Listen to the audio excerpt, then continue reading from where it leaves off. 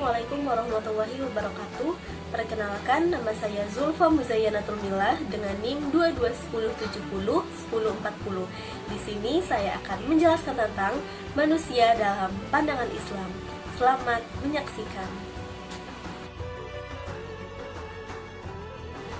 Teman-teman, seperti yang kita tahu, manusia adalah salah satu makhluk Allah yang paling kompleks. Bukan hanya dari struktur tubuhnya saja, tetapi masalah yang dihadapi oleh manusia itu juga kompleks. Mendidik manusia bukan hanya sekedar mendidik saja, namun kita juga harus mengetahui apa hakikat dari manusia itu sendiri. Manusia adalah salah satu makhluk Allah SWT yang dalam unsur penciptaannya terdapat roh ilahi. Sedangkan manusia tidak diberi pengetahuan tentang roh itu sendiri kecuali sedikit, seperti yang dijelaskan oleh Quran Surat Al-Isra ayat 85. A'udzu billahi minasyaitonir rajim.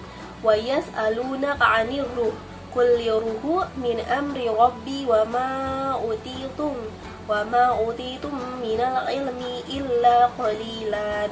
Yang artinya itu, dan mereka bertanya kepadamu Muhammad tentang roh.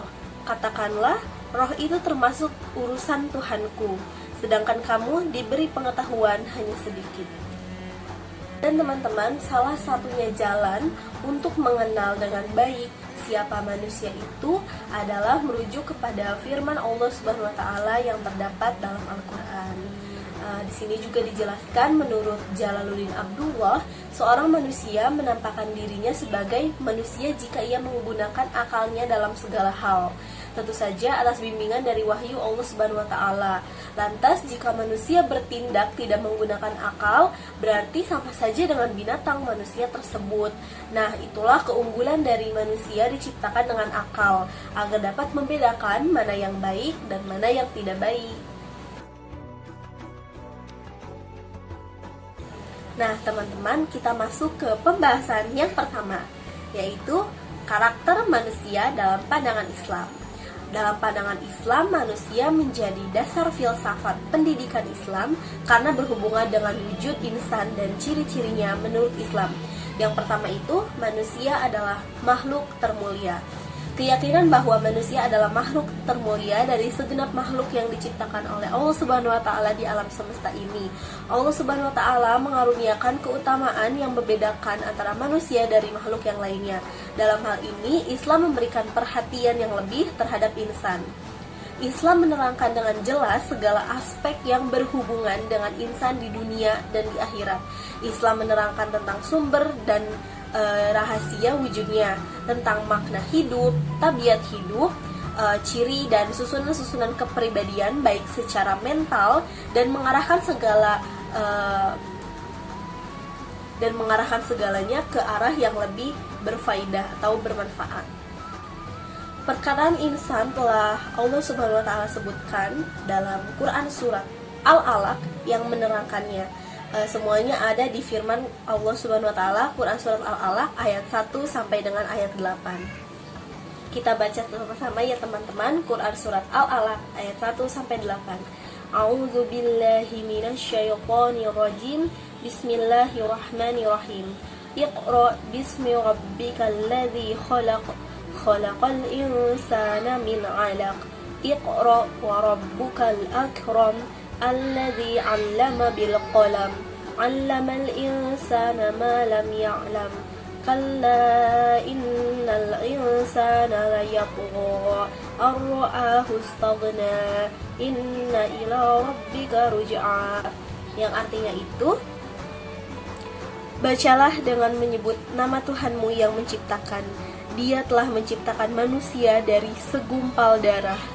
Bacalah, dan Tuhanmulah yang maha mulia, yang mengajar manusia dengan pena. Dia mengajarkan manusia apa yang tidak diketahuinya. Sekali-kali tidak, sungguh, manusia itu benar-benar melampaui batas.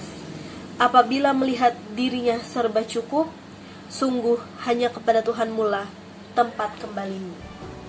Shadaqallahul Azim. Ayat yang menjelaskan tentang kejadian manusia umumnya adalah dalam konteks memberi penghormatan atau supaya diambil dari kejadian itu kebaikannya.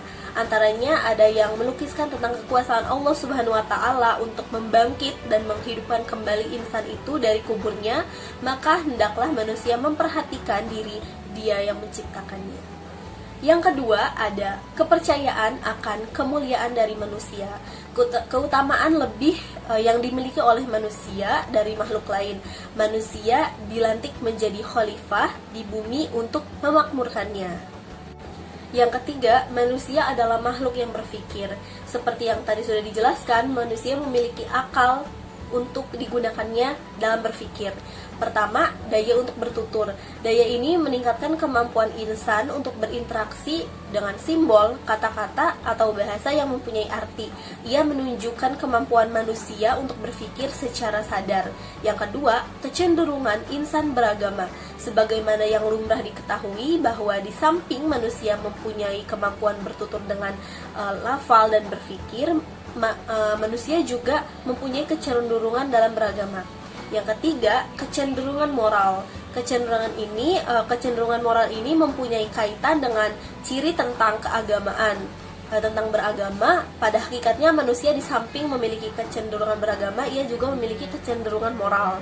Dan yang keempat, yang terakhir adalah kecenderungan bermasyarakat. Dalam kecenderungan ini mendorong para ahli sosiologi itu menyebutkan bahwa manusia sebagai makhluk sosial yang berperadaban. Oleh sebab itu, manusia tidak dapat hidup sendiri dan selalu menunjukkan dirinya membutuhkan suatu masyarakat dalam menjalani kehidupannya. Yang keempat, manusia memiliki 3 dimensi. Kepercayaan bahwa manusia memiliki 3 dimensi, yaitu badan, akal, dan ruh. Ini menjadi dimensi pokok dalam kehidupan dan kepribadian manusia sebagai insan. Kemajuan, kebahagiaan, dan kesempurnaan kepribadian manusia banyak tergantung pada keselarasan. Tidak hanya keselarasan, tapi juga keharmonisan antara ketiga dimensi pokok tersebut. Ada juga ketidakserasian yang berlaku yang merugikan pribadi dan masyarakat lainnya. Yang kelima, itu dalam pertumbuhan manusia dipengaruhi oleh faktor-faktor warisan dan alam lingkungan. Yang dimaksud dengan lingkungan ini ialah ruang lingkup luar yang berinteraksi dengan insan yang menjadi aneka bentuk kegiatannya, dan kegiatan di sekitar itu salah satunya yaitu seperti air, udara, bumi, langit, matahari, dan sebagainya, maupun masyarakat yang mengagumi insan pribadi dan kelompok, institusi, sistem, undang-undang, adat kebiasaan yang memang ada dalam kehidupan manusia seperti itu. Dan yang dimaksud dengan keturunan ialah pasti ciri dan sifat yang diwarisi oleh orang tuanya, oleh bapak, oleh ibunya, kakek, nenek, menurut kadar yang berlainan. Umumnya setengahnya diwarisi dari ciri-ciri atau sifat dari bapaknya, dari ayahnya. 1/4 dari datuk tingkat pertama, 1/8 dan datuk tingkat kedua, dan 1/16 dari datuk tingkat ketiga, dan seterusnya. Yang keenam, manusia mempunyai motivasi dan kebutuhan hidup menurut Al-Syaibani. Menurut Al-Syaibani, ini menginsafi manusia mempunyai motivasi, kecenderungan, dan kebutuhan permulaan baik yang diwarisi atau yang diperoleh dalam proses sosialisasi di kehidupannya, yaitu yang diperoleh ketika berinteraksi dengan elemen lingkungan, dengan orang di sekitarnya yang bersifat kebudayaan. Yang kedelapan, potensi yang dimiliki oleh manusia itu apa saja? Manusia adalah makhluk yang memiliki berbagai potensi bawaan. Manusia sepenuhnya ditentukan oleh bagaimana lingkungan mempengaruhinya, sehingga dalam kehidupan lingkungan itu sangat berpengaruh dalam proses kedewasaan dari manusia itu sendiri.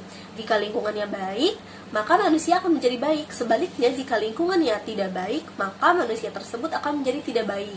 Karena lingkungan itu sangat berpengaruh dalam proses kehidupan dari suatu makhluk.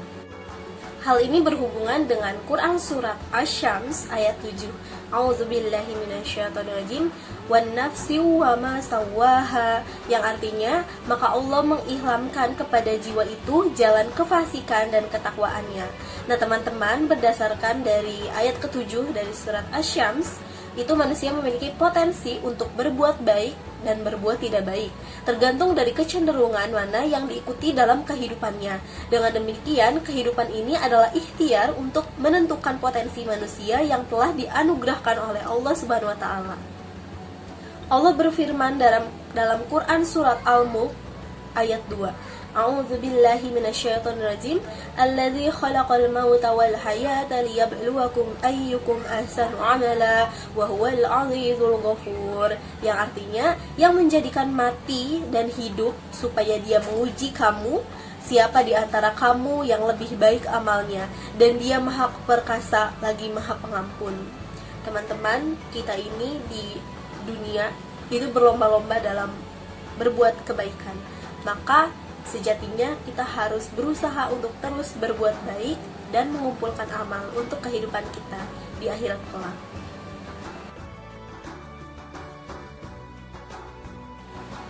Dengan pendidikan, manusia melakukan kegiatan makan, minum, bekerja, beristirahat, bermasyarakat, beragama, dan sebagainya. Sehingga manusia tersebut dengan pendidikan terjalin hubungan kausalitas. Karena manusia, pendidikan mutlak, dan karena pendidikan manusia semakin menjadi diri sendiri sebagai manusia dan manusiawi. Dari uraian yang tadi sudah saya jelaskan, dapat diketahui bahwa hakikat manusia itu sebenarnya, dan pengaruh dari lingkungan harus diselaraskan dengan perkembangan manusia agar menjadi manusia yang baik. Dalam penjelasan Al-Quran sangat mengangkat derajat manusia karena dengan beberapa potensi dan kelebihan yang dimiliki oleh manusia tersebut, sehingga manusia harus dididik dengan potensi tersebut agar dapat bermanfaat secara agama, dalam bidang sosial dan lain-lain, sehingga kita juga dapat bermanfaat untuk orang lain. Sebab jika tidak dipergunakan, maka manusia akan sama seperti hewan yang diutarakan oleh filsuf. Karena itu dapat disimpulkan yang pertama, manusia dalam pandangan Islam adalah makhluk yang diberikan amanah oleh Allah Subhanahu wa taala dan wajib untuk ditunaikan. Yang kedua, manusia memiliki berbagai macam karakter yang dengan karakter tersebut, antara karakter satu dengan karakter yang lainnya, menjadi kelebihan sekaligus kekurangan dari manusia itu sendiri. Yang ketiga, potensi yang dimiliki oleh manusia ada sejak ia lahir, sehingga potensi yang baik harus ditumbuhkan dan dipelihara serta diamalkan. Sekian penjelaskan tentang manusia dalam pandangan Islam yang saya sampaikan. Mohon maaf atas kekurangannya. Wassalamualaikum warahmatullahi wabarakatuh. Manusia lahir dengan potensi kodratnya yang dibagi menjadi 3. Yang pertama cipta, yang kedua rasa, dan yang ketiga adalah karsa. Cipta adalah kemampuan spiritual yang secara khusus mempersoalkan nilai kebenaran.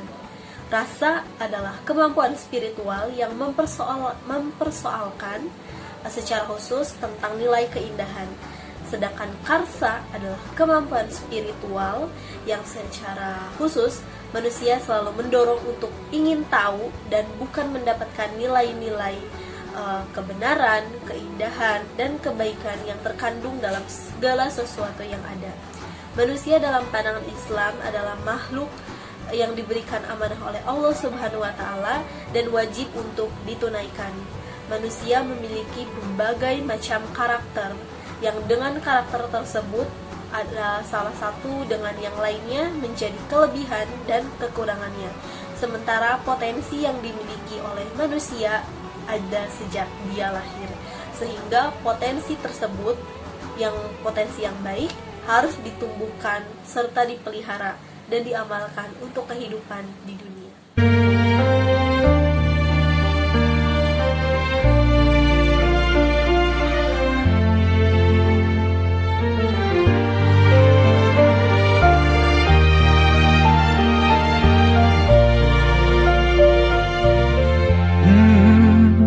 يا من صليت بكل الأنبياء يا من في قلبك رحمة للناس.